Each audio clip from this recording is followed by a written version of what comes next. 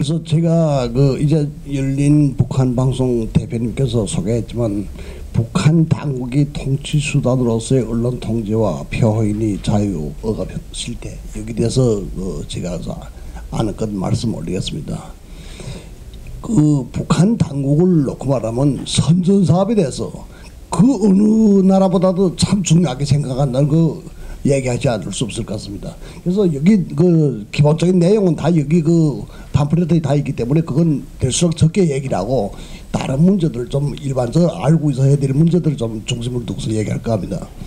이 왜 북한 이 소련 군대도 안 그랬습니다. 또 다른 뭐 동굴아파 사회주의 나라 군대도 안 그렇고 오직 딱 북한에서만 이렇게 그 선전사업에 대해서 중요하게 생각하고 여기다 큰 힘을 기울였는데 이 그 원은 우리가 근원을 보면 그 김일성이 동북에서 항일 무장투쟁을 했다는 그 자체가 동북항일연군 제1호군 2군 육사 사장을 하다 보니까 말하자면 중국 공산당이 인솔하는 그 부대 내에서 했기 때문에 더구나 이렇게 되지 않았는가 생각됩니다. 중국 그 공산당 그러니까 팔로군이나 또 그 전에는 공농홍군이라고 했고 이후에는 인민해방군이라고 했는데 이 자체가 원래 나기를 노동자 농민들 속에서 나온 건 사실입니다. 그러다 보니까 이 많은 노동자 농민 자기는 정규적인 후방도 없고 지원 받을 때도 없고 그러니까 많은 인민 대중을 섭취하는 것만이 그 살 길이었습니다. 그래서 중국 공산당 그러니까 공농홍군 때부터 원래 이 선전사업을 참 중요하게 생각했습니다. 그러다 보니까 그게 효과가 미쳐서 동북항일연군 안에서도 결국은 이 당 선전 사업을 중요한 그런 수단으로 투쟁 수단으로 생각하게 됐던 거죠. 그래서 그 일부 분들 아시는지 모르겠지만 북한에서 그 많이 그 뭐 말하자면 김정일이가 등극하면서 그러니까 권력을 잡으면서 중요하게 내민 문제가 여기도 나오는데 그 피바다는 게 1936년 5월에 미혼진이라는 데서 처음 했는데 그때 피바다 알고 제목이 혈애지차입니다. 그리고 그 다음에 그 꽃파는 처녀 그건 1930년에 이통현 고유수란 데서 처음 공연했던 게 물론 그건 북한에서는 다 김일성이 창작했다 하지만 김일성이 무슨 뭐 작가입니까 뭡니까 김일성이 작가는 아니고 거기 김근혁이라는 사람이 해서 한 건데 후에는 북한에서는 지금 김혜혁이라고 그렇죠. 그때는 어디서 빼봐가지고요. 김근혁이라는 사람이 만들어서 한 게 꽃파는 처녀고 그 다음에 혈애지창은 그 어느 학교 교장을 하던 사람이 동북항일연군에 들어와서 이 대본을 써갖고서 했던 겁니다. 그 다음에 뭐 밀리마 이야기하라 그 다음에 금강산이 노래 무슨 거기 무슨 거든가 저 밀리마 이야기나 비롯해서 뭐 당이 참된 딸 뭐 여러 가지 그 가곡들이 있는데 아무튼 이거 말고도 이 동북항일연군에서도 선전 사업을 중요한 수단으로 여기다 보니까 뭐 가극 보면 여기가 이 단막극이죠. 그때는 단막극이 엄청나게 많았습니다. 뭐 기다짝이 온다 그다음에 뭐 경축대회 무슨 뭐 어쨌든 이런 제가 알고 있는 단막극만 해도 아마 한 20개 정도는 될 겁니다. 노래도 또 엄청나게 많았어요. 김일성이 후에 그 교시한 거 보기만 하면 그때는 노래를 작곡할 사람도 없고 그러기 때문에 그 기존에 있던 노래들에다가서 가사를 달리 붙여서 했다. 그런 걸 자기가 고백한 것들이 있더라고요. 그래서 보기만 하면 북한에서 지금 혁명가 중에서 혁명군이 노래라는 게 있는데 남북만주서란 봉깁서는 산 중에 이 노래는 일본 해군 군가입니다. 그 다음에 총동원가라는 거 있는데 나가자 싸우려 나가자 이거는 소련 CBD 댄스곡입니다. 그 다음에 그 유격대 행진곡이라는 거 있는데 이거는 그 개몽 시기에 학교에서 용지가라고서 응원 그 체육대회 응원하던 노래입니다. 이렇게 그 아무튼 곡은 기존 곡이 있었던 데다 가사만 달리 붙여갖고서 했는데 여기는 엄청나게 많습니다. 근데 그때 나온 노래들 중에서 지금 북한에서 못하게 하는 것도 많습니다. 예를 들면 자유가 같은 거 자유라는 건 뭐 사람이라 이름 가질 때 자유권은 똑같이 가지고 났네. 자유권 없이는 살고도 죽은 몸이니 목숨은 버리어도 자유는 못 버려. 이게 지금 북한 사람들한테 그대로 노래가 불러지면 어떻게 되었습니까? 사람은 사람이라 이름 가질 때 자유권은 똑같이 가지고 났다. 그런데 자유권 없이는 살고도 죽은 몸이니 목숨은 버려도 자유는 못 버린다. 이게 북한 사람들한테 지금 딱 맞는 노래죠. 그러니까 이걸 김정일이가 그 모든 권력을 한 손에 잡으면서 이 노래를 못하게 했습니다. 그래서 아무튼 제가 여기서 말씀드리고 싶은 거는 그렇게 말하자면 북한에서는 이 당 선전 사업을 중요하게 여기고 여기다 큰 힘을 쏟아낸다고 이야기하지 않을 수 없을 것 같습니다. 그러면 지금 북한의 우선 이 말하자면 당국의 통치 수단으로서의 언론 통제다. 이걸 얘기를 하자면 먼저 당중앙위원회 구조부터 알아야 될 것 같습니다. 그래서 북한은 통치체제가 여기 남쪽하고는 전혀 다릅니다. 여기는 청와대가 있고 공무원이 있고 그 다음에 또 밑에 각 부처들이 있고 그렇게 나가지 않습니까? 근데 북한은 당이 제일 셉니다. 그러니까 무슨 모든 군대니 뭐니 모든 기관이 다 당의 영도를 받게 되었습니다. 그래서 원래 김일성 있을 때도 뭐 부서가 몇 개 있긴 있었어요. 당 조직부가 제일 첫째고 그다음에 선전선동부, 그다음에 군사부, 경제부, 뭐 저기대부 뭐 이렇게 해서 부서가 쭉 나갔는데 이걸 김정일이가 집권하면서 김정일이 여기서는 생각하는 건 여기서 일반 주민들 생각하는 게 김일성이 죽은 다음에 94년도 이후에 김정일이가 그 모든 권력을 잡은 걸 알고 있다는데 사실 그렇지 않습니다. 76년도 김정일이가 74년 4월 14일에 정식으로 당중앙에게 오기 매차선언회인가 거기서 말하자면 후계자로 위임받으면서 그 다음부터 본격적인 행사는 76년부터 했습니다. 76년에 김일성이 당중앙회 본청사를 김정일이한테 내주고 주석부에 넘어갔거든요. 넘어간 다음부터 김정일이한테 이 당중앙위원회를 원래 제가 알건대는 한 3,000명 정도 있었습니다. 그 당중앙위원회 청사에. 근데 그걸 한 10,000명 정도로 인원을 넣었어요. 그러니까 이 10,000명이라는 사람이 다 뭐라는가. 선전부만 해도 그전에 선전선동부 안 하게 가서 몇 개 무슨 강연과요, 그 다음에 무슨 뭐 교양과요 이렇게 몇 개 과가 있었는데 이 과가 거의 한 선전선동부 안에만 해도 한 17개를 늘어났어요. 그래서 늘어난 거 보기만 하면 제일 중요한 거는 보도과, 그 다음에 신문과, 방송과, 그 다음에 뭐 무대과, 뭐 이렇게 과가 엄청나게 늘어났는데 이 과마다 다 사람들 7명 내지 12~13명씩 12~13명씩 다 들어갔습니다. 그리고 이 사람들이 보십시오. 보도과면 북한에서도 지금 제일 중요한 게 언론에서 제일 중요하게 여기는 게 노동신문, 그다음 조선중앙통신, 조선중앙방송.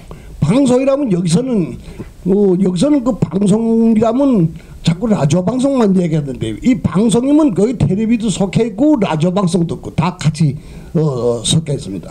근데 이 방송과는 이걸 지라고, 그다음 보도과는 중앙통신, 그다음 신문과는 노동신문을 비롯해서 민주조선, 그다음에 평양신문 이것들 다 합니다.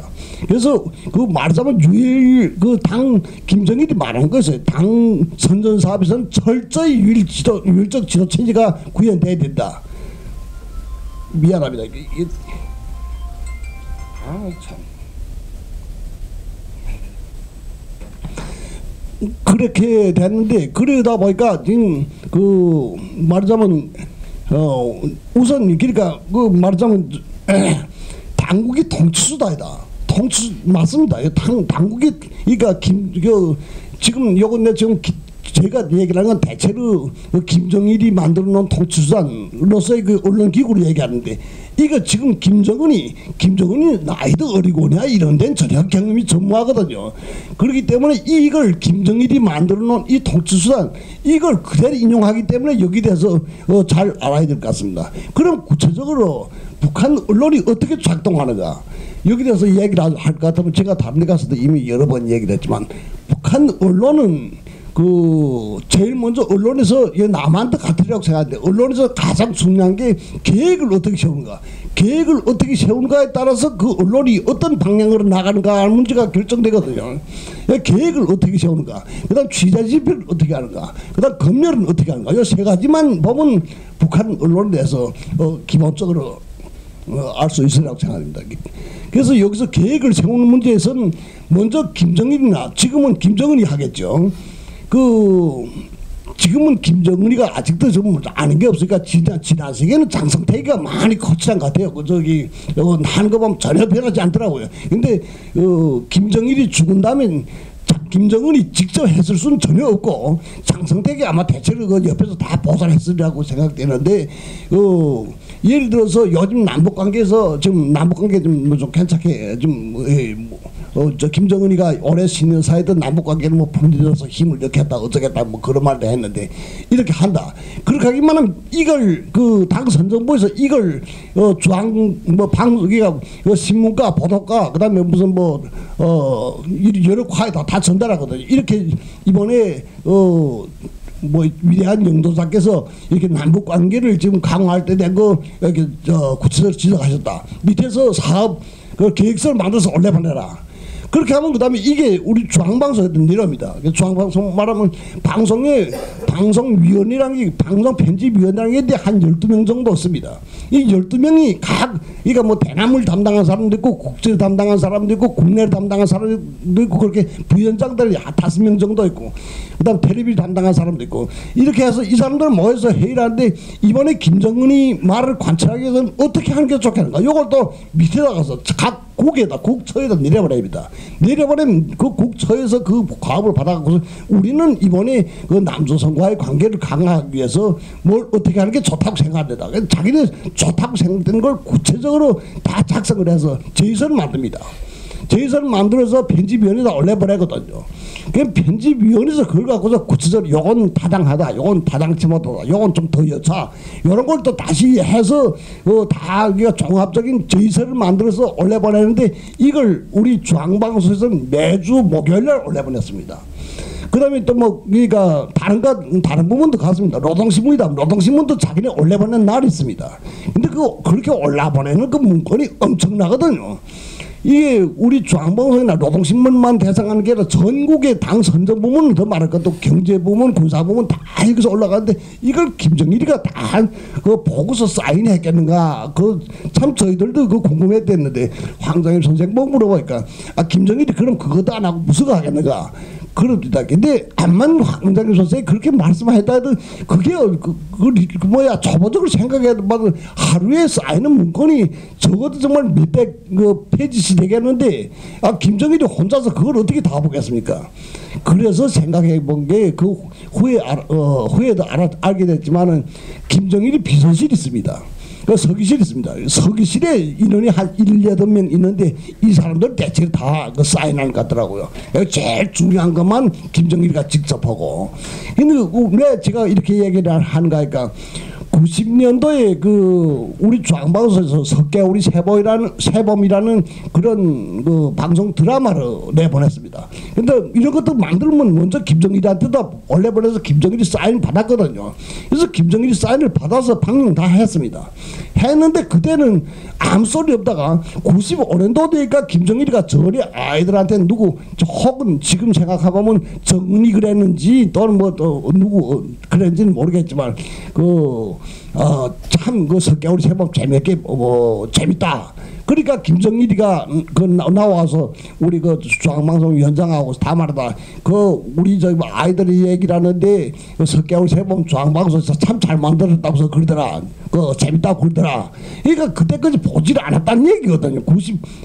사인해 내려간 걸 90년도에 보냈는데 95년도에 재밌다고 그러더라. 그러니까 보지 않았다는 얘기거든요. 그런데 사인이 다 내려온 거 보면 김정일이가 절대 혼자서 사인하진 않는다는 얘기였습니다. 그래서 우선 이 편집 계획을 세우는 데서 다시 말씀드리지만 이렇게 밑에서 다 제의서를 만듭니다. 만들어서 올려보낼 때까지는 빼기도 하고 엮기도 할 수 있습니다. 그런데 일단 김정일이가 사인했다. 그래서 김정일이 사인했던 또 서기실이 사인했던 그것도 사인이 세 가지 있습니다.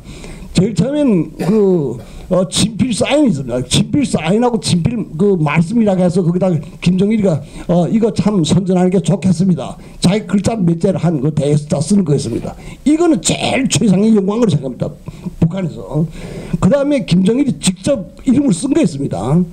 그 김정일이라고 해서 그 글자 삐뚤썩 이렇게 쓴 거였는데 그것만 써도 상당한 정도로 정말 평가를 받는 겁니다. 그런데 그게 없이 그냥 이름도 안 쓰고 그냥 날짜만 딱 쓰는 게 있습니다. 뭐 1994년 몇 월 며칠 하고서 하여튼 이것도 김정일이 그 방침을 받은 걸로 생각합니다. 그렇게 되고 그다음에 그 보면 이렇게 드문드문 카피한 것도 있는데 뭐 물론 김정일이 직접 했는지 또 다른 사람이 했는지는 모르겠지만 그 자체도 카피를 받으면 그 말하자면 해당 기자나 작가는 말할 것도 없고 그다음에 그 편집국에서도 상당한 정도로 영광스러운 일이라고 생각하면서 뭐 떠들어댑니다. 그래서 아무튼 이렇게 해서 편집 계획이 올라가기만 하면 그 당 선전부를 이게 방송과를 걸쳐서 그 다음에 선동부를 걸쳐서 서기실에 올라가서 사인을 받고서 내려옵니다. 내려온다면 일체 그걸 덜 수도 더할 수도 없습니다. 그래서 한 가지 이거 신뢰를 듣자면 그 황해제철소의 원도주의라는 이중 노력이 요구 있었습니다. 그러니까 그 강철 생산을 잘해서 김일성으로부터 북한의 영웅이란 건 그저 그 최고 독재자가 너무 일 참 잘한다. 정말 영웅답다. 뭐 이런 말만 한마디 받으면 그건 영웅이 되거든요. 근데 이런 말을 두 번 받아서 그 원도주의라는 사람이 두 번 그 이중 영웅 됐는데 중앙방송 정치교양국에서 제의서를 올린 거 이번에 4월 15일과 관련해서 그 원도중 동무가 위대한 수령님으로부터 받은 그 엄청난 사랑과 배려에 대한 걸 녹음 방송을 하려고 한다. 그렇게 사인을 그러니까 그게 올라가서 김정일부터 사인 떨어졌거든요. 떨어졌는데 그 다음엔 누구도 어떻게 못하지 않습니까? 그런데 원도주의라는 사람이 나이 그때 78인가 돼서 그만에 앓다 죽었습니다. 그러니까 미처 녹음 잡기 전에 죽었거든요. 죽으니까 이거 어떡합니까? 그 기자가 생각을 못해. 이거 좀 잘못하다가는 이거 큰 배 나겠고. 그래서 그 전에 그 사람 이미 여러 번 그렇게 했으니까 그 전에 녹음 잡았던 그걸 다시 말하자면 짜집기를 해서 여기 말하면 짜집기를 해서 다시 방송에 난 내보냈거든요. 내보냈는데 그걸 방송은 아나운서가 여기 말하면 아나운서죠. 그건 방송원이란데 아나운서가 마치 그 원도주의 가지면 아나운서에 알 길이 없죠. 원도주의 죽었는지 어쩐지. 그러니까 살아있는 것을 지금 황해제철소 제1 용해 직장에 있는 원도중 이중영이 말한다. 그러면서 그 말한 녹음 내보냈거든요. 내보냈는데 집에서는 지금 그 사람이 죽은 지 한 2달이나 됐는데 근데 그 자기 뭐 영감이 지금 사람 것처럼 지금 그냥 나가니까 이게 어떻게 된 건가? 이게 지금 당장에도 신설했단 말입니다. 가만히나 있었으면 또 좋았을 거. 그래서 신설하니까 이게 어떻게 된가? 두루두루 캐다 보니까 결국은 기자가 그렇게 되는 경우에 대체로 기자가 다 뒤집었습니다. 그 뭐 위에 그 부장, 부국장, 부위원장 뭐 다 있지만 요 사람들은 기름쥐 같이 쏙쏙 빠지고 그저 기자들만 이 기자가 나가서 혁명활약해서 그 무보수노동 한 1년 거의 나갔다서 왔습니다. 그래서 우선 편집 계획을 이렇게 해서 그 김정일이 그 사인을 받은 그걸 따라서 매 사람이 그 편집 계획이 떨어진다는 걸 얘기하겠습니다. 근데 여기서 그 누구도 이거 제가 너무 시간 많이 잡으면 안 되겠길래 그래서 간단히 말합시다. 그래서 편집 계획은 철저히 김정일이 비준을 받아야 편집 계획 세우지 제 마음대로 세우는 게 없다는 걸 말씀드리겠습니다. 그 다음에 그 취재 집필은 그럼 어떻게 하는가? 여기서 제가 꼭 드리고 싶은 건 여기 남한에 와서 많은 기자 선생님들을 만나서 얘기를 해보니까 기자 선생님들 수준이 월등합니다. 북한 기자들보다. 그렇다 하더라도 남쪽에 있는 기자는 북한에 가서 기사 한 개도 쓰기 어려울 겁니다. 왜 그런가? 북한에서 쓰지 말아야 될 표현이 엄청나게 많습니다. 이 쓰지 말아야 될 표현은 적어도 이만하게 두꺼운 책을 문다면 아마 한 10권은 거의 묶어야 될 것 같은데 거기 보면 별게 다 있습니다. 그러니까 김정일이 특각이 있는 그런 위치가 노출시를 될 수 있는 문제, 또 군사 뭐 말하자면 비행자라든가 무슨 뭐 이런 데 있는 그게 알려질 수 있는 문제, 또 김정일이가 무슨 소달구지 뭐 운전 소달구지 쓰는 이런 건 나라가 창피한 일이라고 쓰지 말아야 되겠다 해서 또 쓰지 못하게 하고, 그다음에 뭐 여기다도 제가 썼습니다만 언젠가 김일성이가 오동나무를 보고서 저걸 왜 저 좋은 나무를 오동나무를 안 해, 향동나무라 해라. 그런데 여기 남쪽에서 들어간 사람이 그걸 알 게 뭡니까? 그러니까 그냥 오동나무라 쓰기만 하면 그건 무조건 또 검열주범에 걸립니다. 그럼 김정일이 박침에 저촉된 일 때문에 이 사람은 안 되는 게고, 그뿐만 아니라 뭐 당나귀를 무슨 하늘소라 했다 무슨 거라 다 북한에서 그 쓰게 된 그 쓰지 말아야 될 표현들을 여기 남쪽에서 간 사람은 알 수가 없습니다. 그렇기 때문에 참 이 우선 먼저 기자라면 그걸 배우기 전에 이 김정일이가 언론 부분에 어떤 표현을 쓰고 어떤 표현을 쓰지 말라고 해야 되는가, 이것만 공부를 해도 적어도 6, 7개월은 더 가야 되지 않겠는가 이런 생각하게 됩니다. 그 다음에 그 마지막으로서 그 시간 너무 가기 때문에 그 검열을 어떻게 하는가. 이 검열을 하는 거는 그 3단계 검열합니다. 우선 원래 그 취재 집필을 한 다음에 다 그 기자가 글 쓰면 써놓은 걸 올라가면서 부자에 고치고, 부자에 이렇게 고치고, 또 부국자에 고치고, 또 부위원장에 고치고 3단계 결제를 꼭 받아야 되는데, 그러고 보면 기자가 처음에 썼던 거는 정말 뼈만 남고 나머지는 다 그래서 그 부장, 부국장, 그다음에 부위원장 단계 가서 다 달라져서 뭐가 뭔지 모를 정도입니다. 그래서 제가 지난번에 얼마 전에 지금 막내팬 그 이사장을 하면서 그 어떤 그 우리 그 시인이 그 쓴 시를 편집자에 고친 거 보고서 그냥 그 편집자니까 당연히 고친 게 뭐 당연하겠다 하고서 놔뒀더니만 그 사람이 완전히 그 반란 일으켜서 색버릇이 뚝 떨어졌는데, 근데 북한은 그게 아닙니다. 그저 부장, 부국장, 부위원장 마음대로 고칩니다.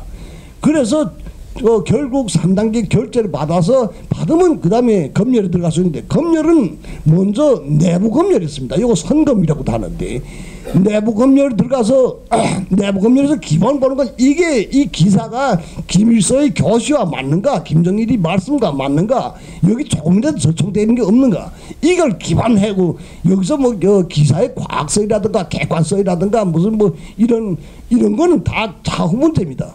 그러니까 우선 여기 김일성, 김정일이 그 지시 사항과 맞는가, 조금이라도 저촉되는 게 없는가, 이걸 봐갖고서 그 내부검열에서 사인합니다. 사인하는 걸 다시 국가검열에 가져갑니다.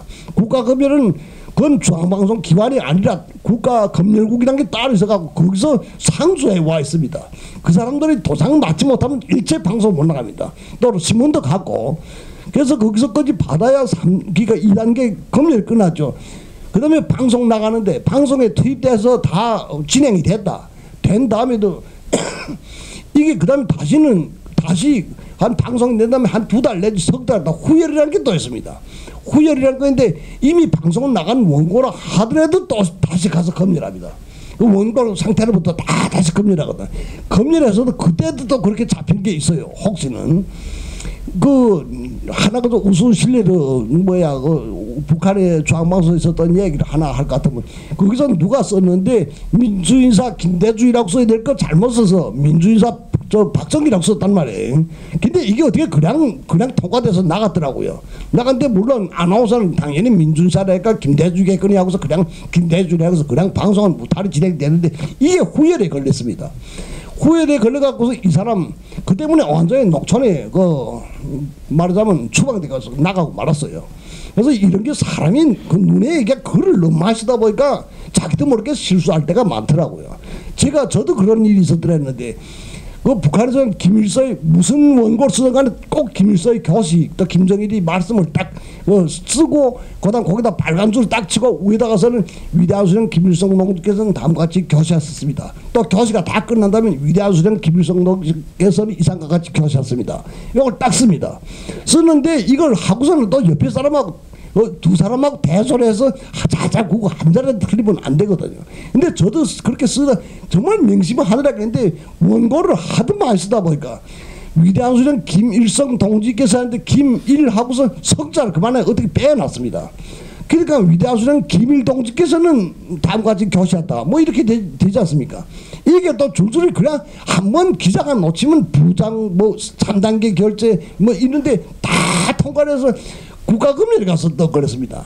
국가검열에 걸려서 전 그런 줄도 모르고 국가검열에서 오락해서 뭐 이제 또 원고 찾으라 오락했거니 오락 하는 모나이다 하고서 가니까 아무개동 동 말이야 위대한 우리나라의 위대한 수령이 누구야?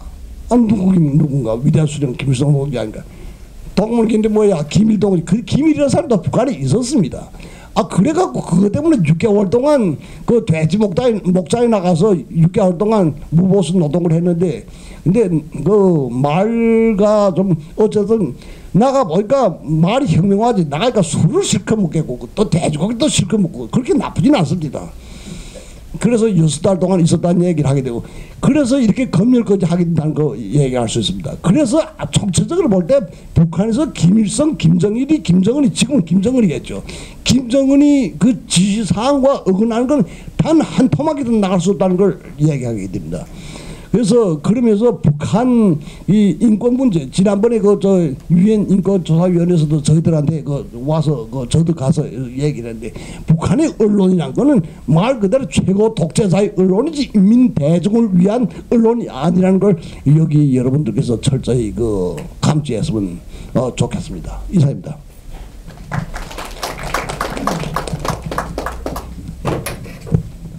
그다음으로는 그렇게 북한 당국이 언론을 통제하지만 그럼에도 불구하고 북한 주민들이 특히 2000년 이후로 북한 주민들이 외부의 어떤 정보를 듣게 되는데요. 그 과정에 대해서 우리 자유조선방송 이광벽 대표님이 말씀해 주시고 또 그런 외부 정보가 유입되고 그것이 이제 북한 주민들이 듣게 됨으로써 일어나는 북한 주민들의 어떤 의식 변화 상황까지 함께 좀 말씀을 해주시겠습니다. 네, 일단 북한의 외부 정보가 어느 정도 유통되고 있는지에 대해서 그 현황을 짧게 말씀을 드리겠습니다. 마침 여러분들이 대북 언론에 종사하신 분들이 많고요, 또 관심 있는 분들이라고 생각되기 때문에 그동안에 있어왔던 여러 가지 자료를 요약하는 수준에서 일단 유통 현황을 말씀드리겠습니다. 첫 번째는 외부의 드라마와 영화 유통 실태입니다.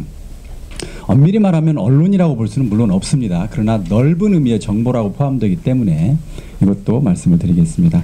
현재 이와 관련된 정확한 조사가 사실 돼 있는 것은 아닙니다만 최근에 다양한 연구를 통해서 광범위하게 북한 전역에서 북한 주민들이 외부의 드라마나 영화를 보는 것으로 특히 한국 드라마가 매우 인기가 높은 것으로 그렇게 알려져 있습니다.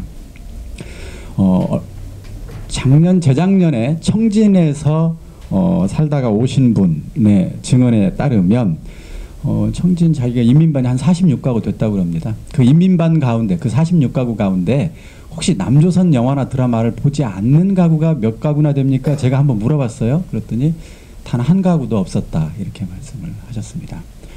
그럼 인민반장은 뭐합니까? 감시를 해야 되잖아요. 그렇게 물어봤더니 인민반장은 보급 역할을 한답니다. 보급. 이쪽 집에서 CD 가져다가 너 혹시 이거 봤냐 해가지고 저쪽 집에 전달해주는 이런 식의 역할을 한다. 그러니까 사실상 인민들 사이에 광범위한 남조선 영화 CD를 거의 막지 못하고 있다는 것을 알려주고 있습니다.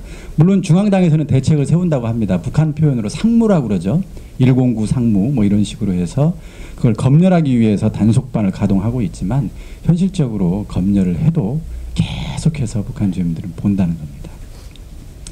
특히 아마 이건 외부 정보가 거의 특히 외국 영화가 거의 없기 때문에 외국 영화가 한번 북한 TV에 방송이 되면 우리도 유명 드라마 하면 길거리에 사람이 한 사는 것처럼 북한에도 그런 현상이 있나 봐요. 근데 여하튼 그런 정도로 외부 문화, 외부 영화에 목말라 있는 그런 북한 주민들에게 중국이나 남조선 영화는 정말 엄청난 재미고 또 어떻게 보면 중독 현상까지 나타날 수 있을 만큼 귀중한 정보겠죠. 그리고 심지어는 당 중앙 간부들도 이제 이걸 보는 사람이 점차 늘고 있다. 그래서 얼마 전에 그 중앙당에 계셨던 분들 가운데 한 분이 증언을 하셨어요. 작년 말쯤인 것으로 기억이 되는데 그분이 이제 당원들끼리 그 검열하는 사람들끼리도 그런 식으로 얘기를 솔직히 한다고 합니다. 자기들끼리 모이면 우리가 이 바람 맞고 저 바람 맞고 뭐 황색 바람 맞고 모든 바람 다 막아봤는데 결국 우리가 남조선 CD 바람은 못 막았다. 이렇게 실토할 정도로 북한 내에서 외부 드라마 영화, 특히 남조선 드라마 영화는 거의 막기가 어려워진 상황이 아닌가 이렇게 판단이 됩니다. 그래서 여러 가지 정보를 종합적으로 조사는 안 했지만 추론해 보건대 북한 주민 가운데 거의 한 60-70% 정도는 최소 이미 외부 영화나 드라마를 보고 있는 것이 아닌가 이렇게 추정이 됩니다. 그리고 두 번째는 라디오입니다. 라디오는 언론에 해당이 됩니다. 그리고 CD와 라디오는 완전히 다릅니다. CD는 북한 주민들이 재미있어서 보는 거지만 드라마는 라디오는 꼭 그렇지 않습니다. 거기에는 아주 귀중한 정보가 담겨 있고 또 일부 라디오에서는 북한 체제의 문제점을 지적하는 이른바 반체제적인 정보가 들어있기 때문에 북한 당국도 훨씬 더 강하게 검열한다는 거죠. 일단 그 4개의 조사 결과를 말씀드리겠습니다. 추세를 좀 확인해 볼 수 있을까 해서 이제 제가 한번 정리를 해봤는데요. 2005년도 언론재단 조사에 따르면 북한에 있었을 때 한 번 이상 라디오를 들어본 사람이 얼마나 될까? 그때 103명을 조사했는데 그 가운데 18%가 태어나서 한 번 이상은 외부 라디오를 들어봤다고 응답했습니다. 2010년 미국의 인터미디어에서 291명을 대상으로 이때는 중국에 있는 탈북자입니다. 조사를 했는데요. 이때는 22.8%가 북한에 있었을 때 라디오를 들어봤다고 응답했습니다. 2011년 국방연구원이 조사한 겁니다. 이때는 71명을 조사한 결과인데요. 15.5%가 북한에서 외부 라디오를 들어봤다고 응답했습니다. 그리고 마지막으로 2012년 북한인권정보센터가 하나원에 있는 탈북자 대상으로 1,486명을 광범위하게 조사했어요. 그러니까 교육시설에 있는 그 해 탈북자들 거의 다 조사한 셈입니다. 그 조사에 따르면 19.8%가 외부 라디오를 들어봤다고 응답했습니다. 종합해보면 대략 18%에서 20% 내외 정도가 외부 방송을 북한에 있었을 때 들어봤다는 것을 알 수가 있습니다. 그런데 이것은 태어나면 하여간 외부 라디오를 한 번 정도 들은 사람도 다 응답한 숫자예요. 그래서 빈도수 조사를 한 조사는 많지 않지만 2005년 언론재단에서는 빈도수를 조사했습니다. 일주일에 한 번 이상 자주 늘 들어봤던 사람이 얼마나 되는지를 조사했는데 그때 조사에서 9.8% 정도가 일주일에 한 번 이상 들어보는 것으로 응답했습니다. 그러니까 저희들이 볼 때 외부 정보를 일상적으로 접하면서도 그 정보를 접하면서 의식의 변화가 생길 수 있는 정도의 빈도, 제가 판단하기에는 일주일에 한 번 이상 들으면 그런 영향을 받을 것 같아요. 그렇다면 대략 10% 내외 정도는 비교적 자주 라디오를 듣는 것으로 판단이 됩니다. 그러나 이건 탈북자 조사입니다. 그래서 실제 북한 주민들의 청취율보다는 저는 높다고 판단합니다. 그래서 저는 뭐 근거는 또렷하지 않지만 실제 북한 주민의 일주일에 한 번씩 듣는 라디오 청취자 수 제가 볼 때에는 5%에서 7% 정도가 아닐까 이렇게 제 나름대로는 그렇게 판단을 합니다. 여러분 이게 적은가요 많은가요? 5%에서 7%면요? 예, 제가 볼 땐 적은 숫자가 아니라고 판단이 되는데 전체 인구로 환산하기는 좀 그렇고요. 그냥 성인 인구를 한 1,000만 정도 잡았을 때 여러분 9.8%면 한 100만 정도 됩니다. 10%면 100만 정도가 되고 5%에서 7%면 50만에서 70만이 됩니다.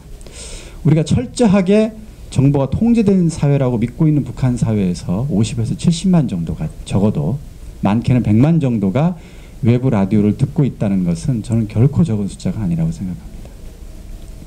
자, 이것이 어떤 영향을 주고 있느냐가 세 번째입니다. 일단 아까 말씀드렸던 것처럼 영화나 CD 같은 경우는 그 문화적 갈증을 해소하는 거죠. 재밌는 게 하나도 없는 거예요. 김일성, 김정일 장군님 이야기만 하루 종일 나오고 있기 때문에 우리식 사회주의의 우월성만 나오고 있기 때문에 배는 고픈데 그걸 보고 있는 북한 주민들이 무슨 재미가 있겠습니까? 하루 종일 동지의 노래만 나오는데 나중에는 지루한 것이죠. 그런 문화적 갈증을 해소하고 있고 그것이 심각해지면 문화적 중독 현상까지 나타나면서 드라마를 끊지 못하는 현상이 첫 번째 현상 같아 보이고요. 그리고 그것이 두 번째, 북한 당국의 선전에 대한 불신이 광범위하게 퍼져갈 수 있는 것 같습니다. 또 그걸 증언하는 탈북자분도 많아요.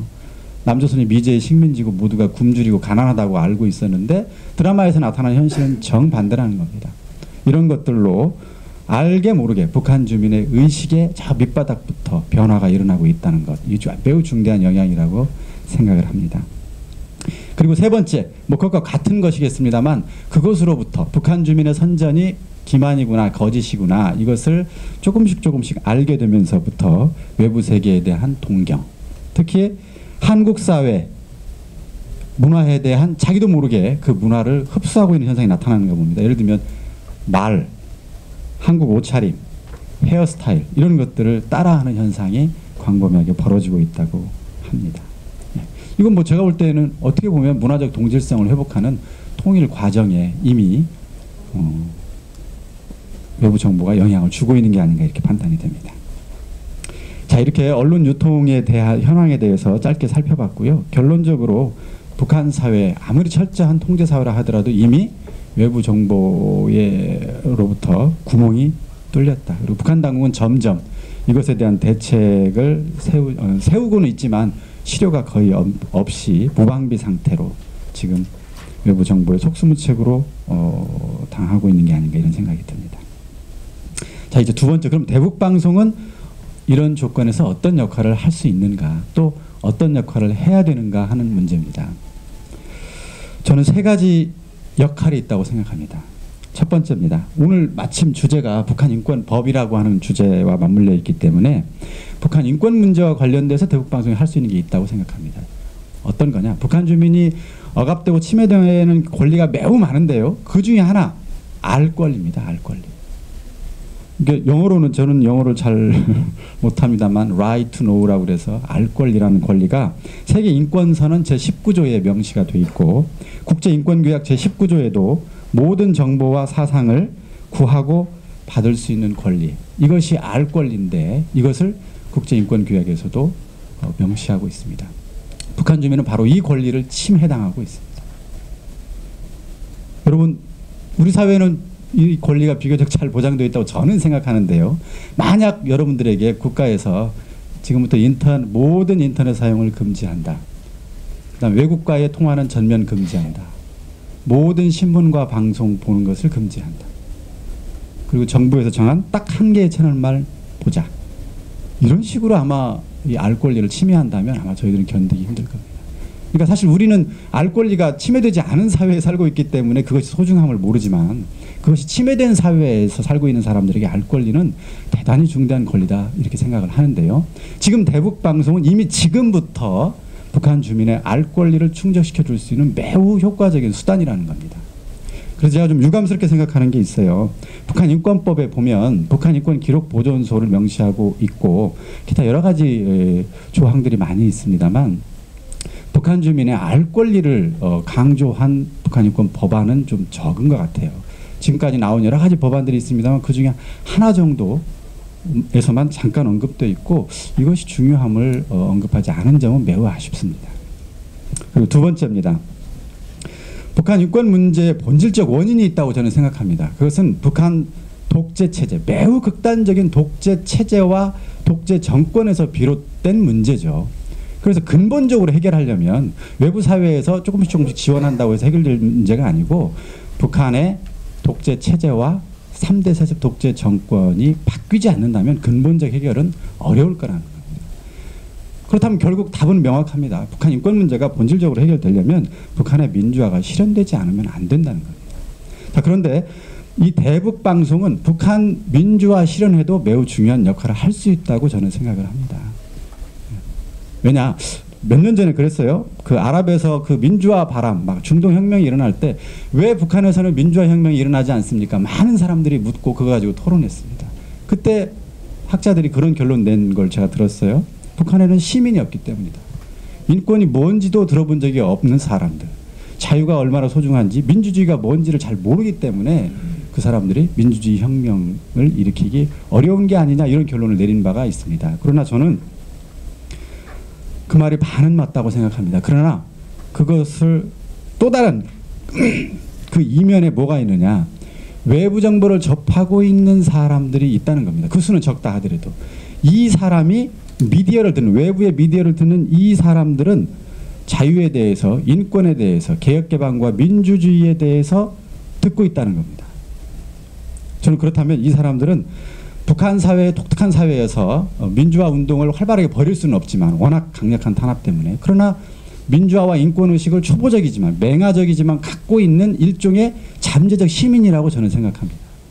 바로 이 사람들을 온전한 시민으로 만드는 것, 이거 저는 대북방송이 할 수 있다고 생각합니다.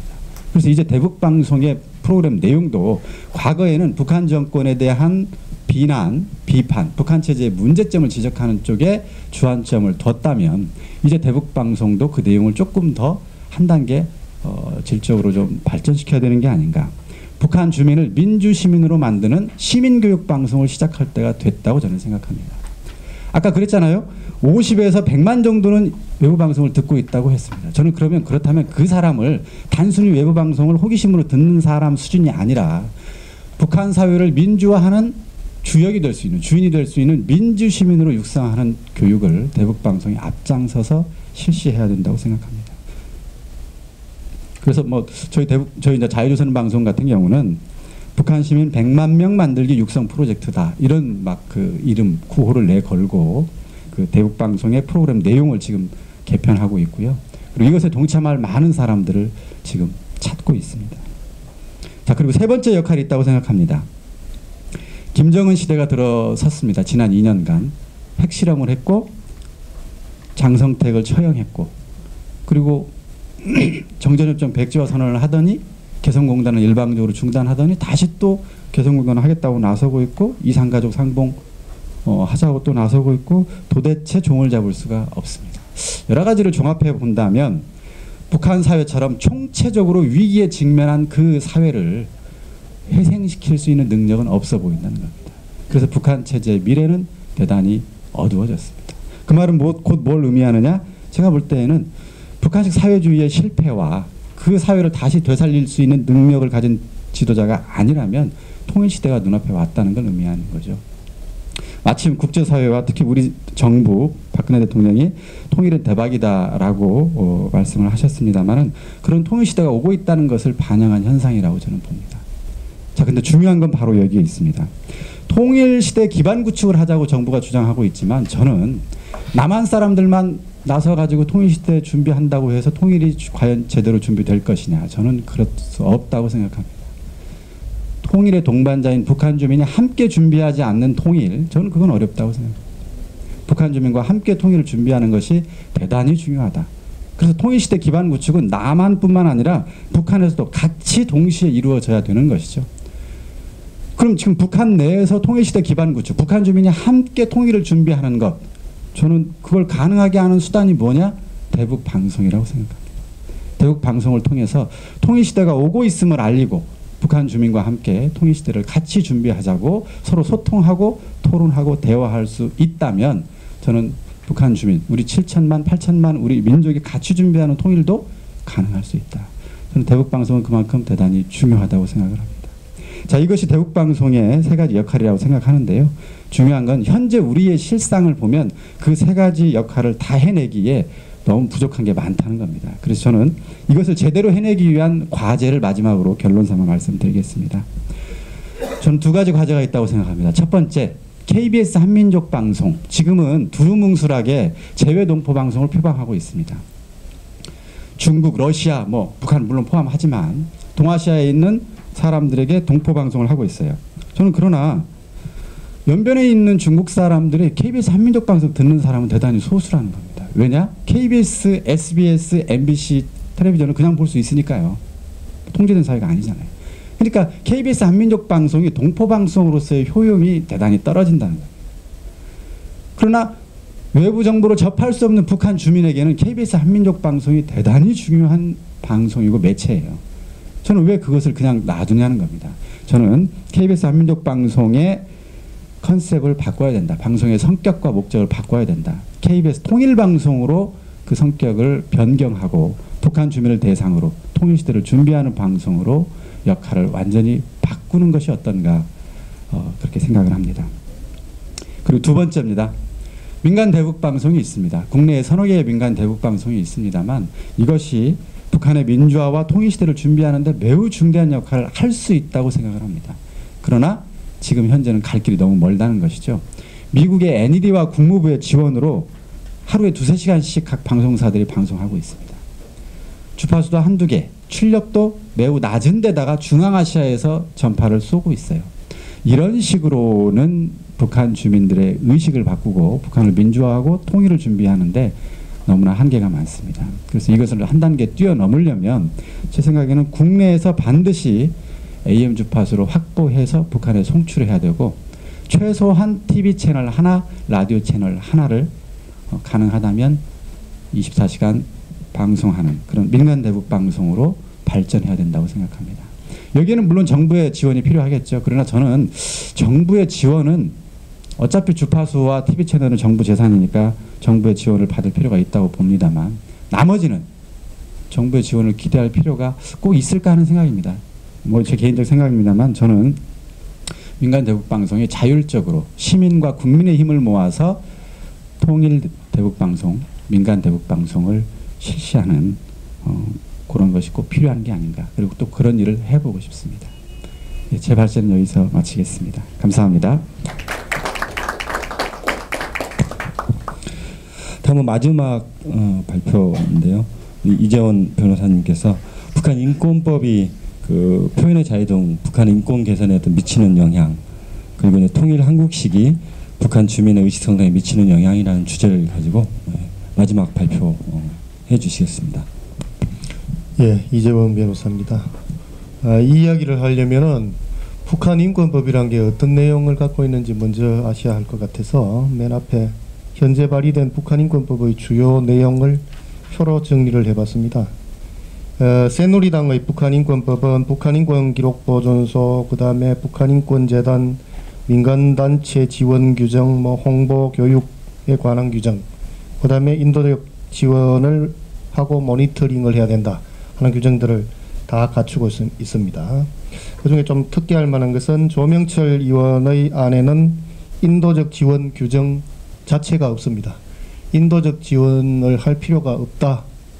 인도적 지원이라는 것을 북한인권법에 별도로 넣을 필요가 없다라고 생각하시는 것 같습니다. 다른 남북관계에 관한 협력에 관한 법들이 여러 개가 있습니다. 그거 있기 때문에 사실은 필요가 없습니다.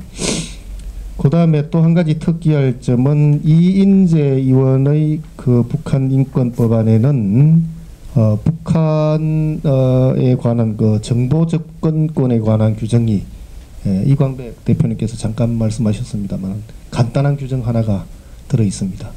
그런 점에서 보면 이인재 의원의 안이 그 제일 좀 진보한 안이 아닌가 이런 생각을 할 수가 있습니다. 그 다음에 민주당의 그 북한 인권법안 이른바이라고 하는 것들이 있는데요.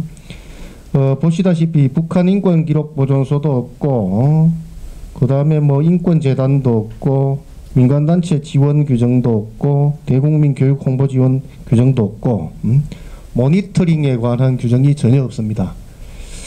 그러니까 결국은 민주당의 민생인권법안이든 이름이 인권민생법안이든 간에 이른바 인도적 지원이라고 하는 그 규정에 관해서만 어떤 내용이 있고, 우리가 일반적으로 생각하는 인권, 자유권에 관한 규정은 전혀 없습니다. 전혀 없어서 특히 인도적 지원에 대해서 모니터링을 해야 된다는 규정조차 없는 민주당 의원들이 내놓은 법안이라고 하는 것은 이거는 인권법안이라고 해서는 안 됩니다. 그냥 북한 지원법안이라 잘 봐준다면은 북한 지원법안이라고 말할 수는 있습니다. 근데 모니터링도 안 하고 갖다다 실어다 주기는 하겠는데 누가 어떻게 쓰는지는 알 바 없다 라고 하는 것은 결국은 북한 정권 지원법 안에 불과합니다. 그래서 지금 민주당이 우리도 북한 인권에 관심이 있다라고 하면서 이런 법안을 내놓고 있다라고 하는 것은 잠시 정치적인 이득을 취하기 위해서 국민을 기만하는 것이 아닌가, 저는 그렇게 생각을 합니다. 아무튼 그래서 지금 이 시간 이후로 제가 얘기하는 북한 인권 법안이라고 하는 데서는 민주당 법안은 빼고 얘기를 하겠습니다. 북한 인권 법안이라고 할 수가 없습니다. 그 다음에 이 북한 인권 법안이 이 표현의 자유, 이른바 북한 북한 주민의 표현의 자유, 언론의 자유 이런 데 어떤 영향을 미칠 것인가 하는 얘기를 하겠습니다. 그런데 북한 인권법안 자체는 이인재 의원의 법안을 빼고는 직접적으로 언론의 북한 주민의 언론의 자유라든지 표현의 자유를 구체적으로 적시하고 있지는 않습니다.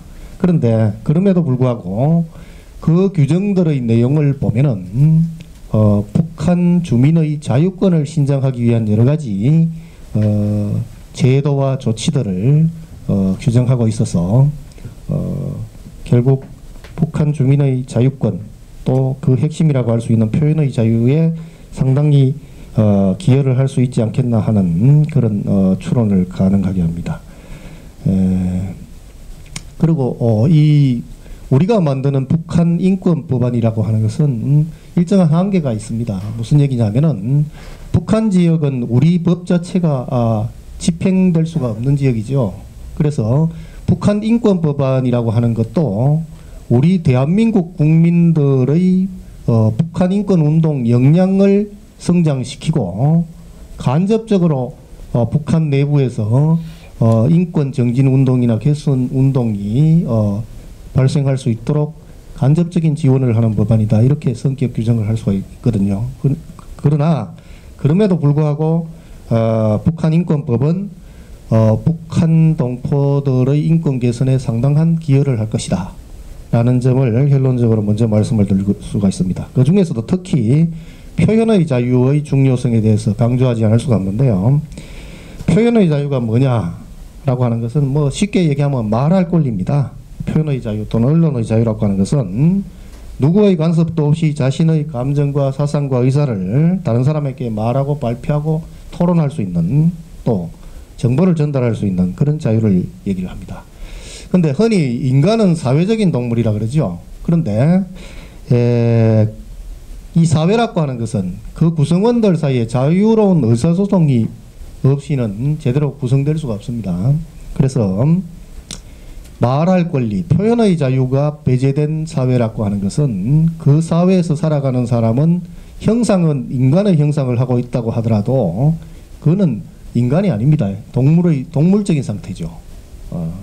그래서 말할 권리가 없는 인간은 이 법적인 관점, 인권적인 관점에서 보면은 이미 인간이 아니다. 이렇게 말씀드릴 수가 있습니다. 그만큼 이 말할 권리라고 하는 것은 중요하다는 것이죠.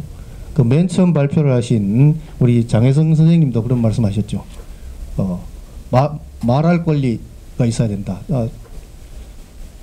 죽더라도 목숨은 버릴 수가 있지만 말할 권리는 버릴 수가 없다. 그런 말씀을 아까 하셨는데요. 이 얘기는 뭐 최근에 나온 얘기가 아닙니다. 유명한 그 미국 독립전쟁 시기에 패트릭 켈리라는 사람이 한 말이 있죠. 자유가 아니면 죽음을 달라라고 얘기를 했습니다. 그만큼 말할 자유라고 하는 것은 인간을 인간답게 하는 핵심적인 권리입니다. 그래서 민주당의 이른바 인권 법안이라는 것이 그런 말할 권리에 관해서는 아무 관계도 없는 그런 조항만 만들어 놓고서 이걸 인권 법안이라고 하는 것은 이거는 위선이다. 상당히 기만적이다. 이렇게 말씀드릴 수가 있습니다. 그래서 이 표현의 자유가 이처럼 중요하기 때문에 그 세계의 모든 자유민주 국가는 출판, 언론, 집회, 결사의 자유 등등 표현의 자유를 핵심적인 인권으로 보장을 하고 있습니다.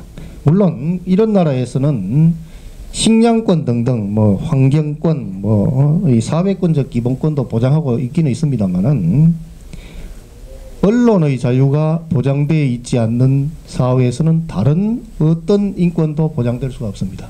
무슨 얘기냐면은 인권이라고 하는 것은 소극적으로 본다면은 국가 권력으로부터 간섭을 받지 않을 권리임과 동시에 적극적으로 보면은 국가에 대해서 요구할 수 있는 권리입니다. 권리의 속성 자체가 요구할 수 있는 것이거든요. 그런데 요구를 할 수 없으면 그게 무슨 권리라고 하겠습니까? 그런데 요구를 어떻게 합니까? 말로 하지 않습니까? 모든 권리는 그 권리를 보장하는 가장 원초적인 수단이 말입니다. 근데 말을 할 수 없게 하면서 권리가 보장됐다라고 하는 것은 거짓말이거든요. 그래서 그 밑에 나와 있습니다만은 좌파에서는 뭐 식량권이 먼저 아니냐 하는 식으로 얘기를 하고 있습니다만은 식량권이라고 하는 것도 말할 권리가 없는 사회에서는 식량권이 보장될 수가 없습니다. 나한테 평등하게 합당하게 식량을 나누어 달라라고 말할 수 없는데 무슨 식량권이 보장이 되겠습니까? 우리가 북한에 아무리 많은 식량을 퍼다 준다 하더라도 그래서 북한 정권이 그거를 뭐 빼돌리고 다른 데 팔아먹고 남는 게 있어서 북한 주민들한테 조금 나누어 준다 하더라도 그거는 거지한테 적선하는 그런 형태지, 그 북한 주민들이 그거 달라 라고 요구할 수 없으면 이거는 식량권이 아닙니다. 권리가 아닙니다. 그래서 자유권이 먼저냐 식량권이 먼저냐 하는 식으로 식량이 없어서 굶어 죽으면 무슨 인권이 소용이 있느냐 하는 주장을 하는 것은 결국은 북한 정권에 아무 조건 없이 퍼주자라고 하는 논리적인 그 도구로 악용될 소지가 있기 때문에 위험한 주장이다. 그리고 실제적으로도 그런 식으로 아무리 퍼다줘 봤대자 북한 주민들의 식량권 자체도 향상되지가 않는다는 것은 우리가 실증적으로 이미 경험을 하고 있습니다. 그 다음에 연역적으로 보더라도요, 근대 민주사회가 형성되는 과정에서는 자유권을 먼저 보장했습니다. 자유권을. 인권에 관한 성문화된 문서가 제일 먼저 생긴 게 1215년에 대헌장이죠. 마그나카르타. 그 이후에 뭐 여러 가지 독립전쟁이나 혁명을 거치면서 많은 인권에 관한 문서들이 작성이 됐는데요. 역사적으로 보면은 자유권을 먼저 보장을 했습니다. 요구했고 명문화했습니다. 왜 그랬겠습니까? 자유권이 다른 모든 권리를 권리답게 만들고 권리로서 기능하게 하는 역할을 하고 있기 때문입니다. 그런데 대한민국의 좌파들은 그걸 거꾸로 얘기를 하죠. 자유권은 놔두고 아니면 자유권은 국제기구들한테 맡기고 우리는 북한에 퍼주자, 실어다 주자, 이런 얘기를 하거든요. 이거는 역사적으로 발생학적으로 보더라도 그 코스를 거꾸로 가자는 얘기밖에 안 됩니다. 그래서 이거는 거짓말이다, 이런 말씀을 말씀드릴 수가 있고요. 또 한 가지 이 지금 자유권이냐 사회권이냐 식량권이 중요하다 이런 얘기를 하면서 이제 야당에서는 인도적 지원을 해야 된다 이런 얘기를 합니다. 그런데 인도적 지원에 대해서는 우리가 개념 자체부터 정확하게 정립을 해놓고 얘기를 하지 않으면은 속임수에 빠지고 만다 하는 말씀을 드립니다. 인도적 지원이라고 하는 것은요, 그 지원을 하는 사람의 인도적 의도만 가지고 인도적 지원이 되는 게 아닙니다. 결국은 인도적 지원이 필요한 사람들한테 전달이 돼서 인도적인 목적으로 소비가 돼야 됩니다. 그게 안 되는 거를 인도적 지원이라고 주장하는 것은 이거는 사기다, 이렇게 말씀드릴 수가 있습니다. 뿐만 아니라 인도적 지원이라고 하는 것은 일시적인 천재지변이나 전쟁 등등의 상황에서 당해 국가의 정부가 아무것도 할 수 없을 때 그때 외부 사회가 지원하는 것을 인도적 지원이라고 하거든요. 그게 하나의 전제입니다. 인도적 지원의 전제인데, 여러분 보십시오. 북한은 30년 전부터 지금 계속 굶는다고 얘기를 합니다. 그러면서도 천문학적인 돈을 핵 개발, 미사일 개발, 그 다음에 무슨 금수산 궁전 어쩌고 저쩌고 하는데 다 탕진하고 있지 않습니까? 그런 정부에다가 모니터링도 안 하고 식량이든 돈을 지원하는 것은 인도적 지원의 전제에서부터 안 맞습니다. 노름꾼한테 돈 대주면서 이거 학비 지원했다라고 하는 거하고 똑같죠. 이거는 일종의 자기 기만이 아닌가. 그래서 인도적 지원도 아니다. 이런 말씀을 잠깐 드리고요. 그 다음에 아까 잠깐 말씀드렸습니다마는 요구할 수 없는 것은 권리가 아니다.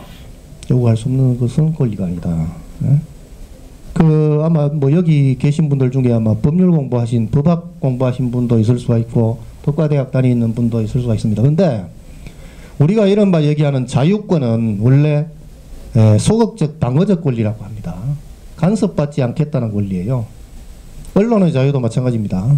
내가 무슨 말을 하든지 간에 누가 옆에서 뭐라고 하지 말아라 하는 게 언론의 자유거든요. 그런데 식량권과 같은 이 사회권은요, 기본적으로 요구하는 권리입니다. 국가에 대해서 나 배고픈데 살 달라 라고 하는 권리거든요. 근데 이른바 사회권이라고 하는 것은 우리가 저 헌법학에서 보면은 프로그램적 권리라고 합니다. 자연권이 아니라는 거죠. 국가 권력 이전의 권리가 아니고 자유권은 국가 권력 이전의 인간의 권리입니다. 근데 식량권이라고 하는 것은 인간의 권리가 아니라 국민의 권리라고 보거든요. 그거는 그 나라의 주민이 당해 정부에 대해서 요구하는 권리입니다. 그래서 북한의 식량권이라는 것은 당연히 북한 주민이 북한 정부 김정은이한테 요구할 권리입니다. 그런데 남한이 북한에 실어주는 것은 근본적으로 식량권이 될 수가 없겠죠. 그죠? 당사자가 아닌데 우리가. 식량권의 당사자는 남한이나 외부 사회가 아닙니다. 그래서 이 요구할 수 없는 권리를 권리인 것처럼 얘기하는 것은 굉장히 잘못된 얘기다. 자, 이런 점들을 다 감안해서 볼 때 이 표현의 자유라고 하는 것은 결국은 모든 인권을 인권답게 만들고 인권으로 기능할 수 있도록 만드는 핵심적인 도구적인 인권이다. 그리고 이 표현의 자유라고 하는 것은 국가 이전의 자연권이다. 이렇게 말씀을 드릴 수가 있고, 또 특히 북한하고 북한의 상황을 놓고 봤을 때 북한이라는 이 체제, 인권 유린 체제는 흔히 거짓말과 폭력이라는 두 기둥에 의해서 유지되고 있다, 이렇게 얘기를 합니다. 그런데 폭력을 우리가 없애려고 하면 뭐 전쟁하는 도리밖에 없죠. 근데 그거는 뭐 여러 가지 문제가 많고, 결국은 북한의 인권 탄압 체제를 허물기 위해서는 북한 주민들이 북한 당국의 거짓 선전 선동의 영향에서 벗어날 수 있도록 우리가 도와야 되는데, 결국 오늘 이런 세미나를 하는 이유도 그런 방안이 없겠느냐 하는 것을 모색해 보기 위해서 하는 걸로 생각이 됩니다만은, 하여간 북한 사회에서 거짓을 걷어내면은 북한 사회는 민주화될 것이고 인권이 보장될 것이다 하는 것은 우리가 뭐 간단하게 짐작을 할 수가 있습니다. 예. 그래서 북한 주민들에게 표현의 자유가 회복될 수 있도록 해야 된다. 그렇게 하기 위해서는 먼저 해야 될 일이 있다. 그것은 북한 주민의 알 권리를 먼저 충족시켜야 된다. 알 권리라고 하는 것은 표현의 자유하고의 관계에는 표리의 관계에 있다. 이렇게 동전의 앞뒷면과 같은 관계에 있다. 이렇게 말씀드릴 수가 있습니다. 아무것도 모르는데 말할 수가 없죠. 그리고 이 표현의 자유, 이른바 이것을 충족시켜주기 위해서 우리 남한에서 우리 대한민국에서 할 수 있는 일은 북한 주민들의 알 권리를 최대한 충족시켜줘야 된다. 그렇게 하게 되면은 결국은 북한의 인권 유린 체제는 무너질 것이다. 그리고 이 알 권리가 중요한 이유는 아까 뭐 우리 이광백 대표께서도 말씀하셨습니다만은 북한 주민들이 인권이 뭔지도 모르는데 인권 신장이 되겠느냐. 결국 인권이 뭔지 알게 인권 의식화 시키는 것이 전제가 되지 않느냐. 그러려면은 삐라든 방송이든 뭐 전파든 북쪽으로 계속 많이 날려보내야 됩니다. 날려보내야 되는데 한 가지 염려가 되는 것은 이번에 뭐 이산가족 상봉 뭐 한 50몇 명 하면서 서로 뭐 비방하지 말자 뭐 이런 합의를 한 것 같은데요. 이것이 북한 주민들의 알 권리를 차단하는 쪽으로 악용되는 것은 우리가 굉장히 경계를 해야 되지 않느냐. 아마 북한 당국자들은 그걸 염두에 두고 이산가족 상봉을 시켜주는 그런 카드를 내밀는 건지도 알 수가 없습니다. 그러나 그거는 뭐 정부 간의 약속이고 우리 민간의 입장에서는 뭐 거기에 구애될 필요는 없겠죠. 네, 아무튼 이런 의미에서 보면은 이인재 의원의 북한 인권법안에 아주 간단하게나마 정보 접근권에 관한 규정이 있다는 것은 굉장히 주목해봐야 될 내용이 아니겠느냐 이렇게 말씀을 드립니다. 결론적으로 뭐 한마디만 말씀을 드리자면은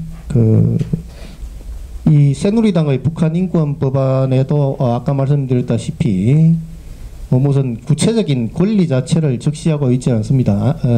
적시하고 있지는 않지만 이러한 여러 가지 제도적인 장치들이 마련이 된다면은 그것을 통해서 북한 인권단체나 정부나 북한 주민들의 알 권리, 표현의 자유를 확장할 수 있는 여러 가지 활동을 하는데 큰 도움이 될 것이다.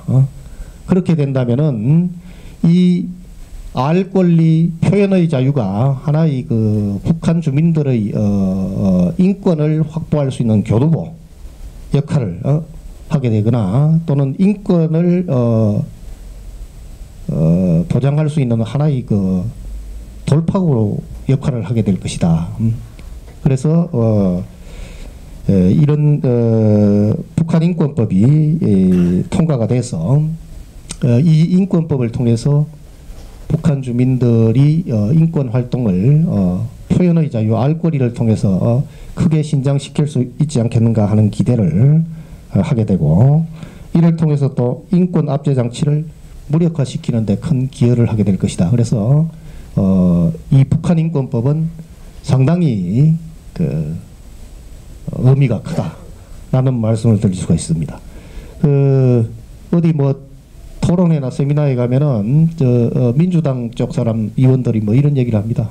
북한을 자극할 뿐이고 아무 실효성이 없는 법을 왜 만들려고 하느냐 하는 식으로 얘기를 하는데요. 제가 보기에는 둘 중에 하나는 거짓말입니다.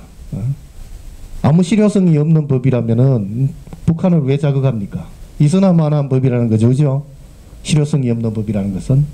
근데 그런 실효성이 없는 법이 왜 북한을 자극을 합니까? 근데 사실은 실효성이 엄청 있다는 얘기입니다.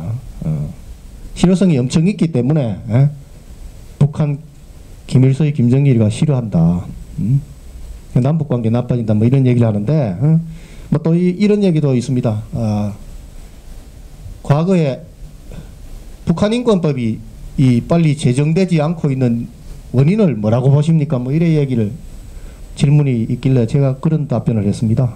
과거에 북한 인권법이 제정이 되지 않은 이유는 김정일이가 그걸 싫어했기 때문이고 현재에도 북한 인권법이 통과되지 않고 있는 이유는 김정은이가 북한 인권법을 싫어하기 때문이다. 이러니까 좌파 성향의 인사들이 자리에서 설금설금 나가더라고요. 사실 그게 맞는 말이거든요. 북한 인권법은 사실은 실효성이 있습니다. 실효성이 있기 때문에 대한민국의 내부에 있는 이 좌파들이